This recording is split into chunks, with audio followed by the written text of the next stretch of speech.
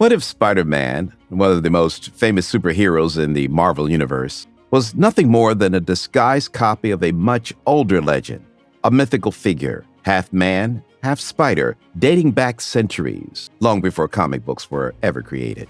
In this video, I reveal the 4 biggest theories suggesting that Marvel didn't just take inspiration, but may have outright plagiarized Ashanti mythology to create Spider-Man.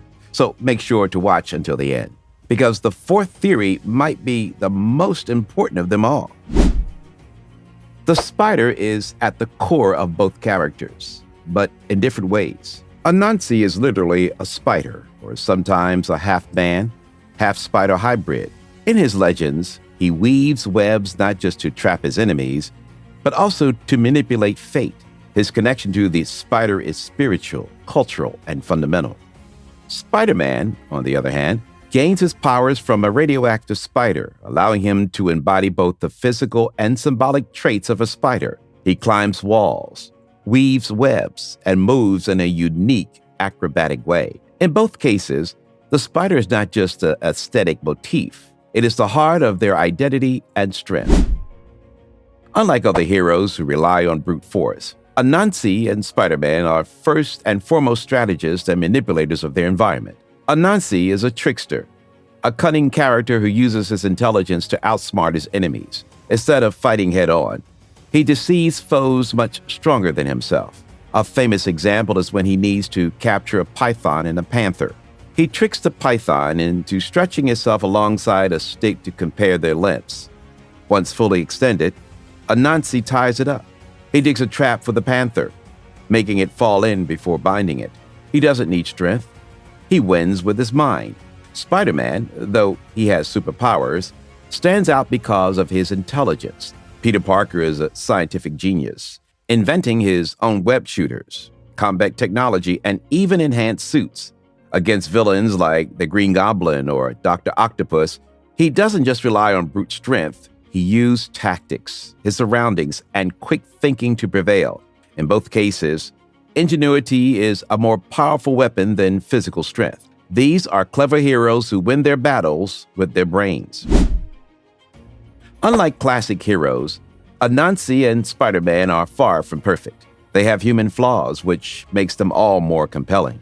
Anansi is not a typical hero. He can be selfish, manipulative, and opportunistic. He doesn't follow strict moral code, but rather pursues his own interests while teaching lessons to humans. He isn't perfect, but that's what makes him so endearing.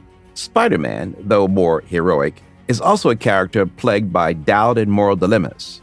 He makes mistakes, sometimes fails to protect his loved ones, and endures tragedies that force him to grow. His famous mantra, "With great power comes great responsibility," could just as easily apply to Anansi, who uses his abilities to reshape his own destiny. Both characters show that heroes are not infallible, making them more relatable to humans and more engaging for audiences. Finally, it's important to place Anansi and Spider-Man in their respective cultural contexts. Anansi is an African mythical figure whose stories travel across the Atlantic with African diaspora. He appears in Caribbean, African American, and South American cultures in various forms.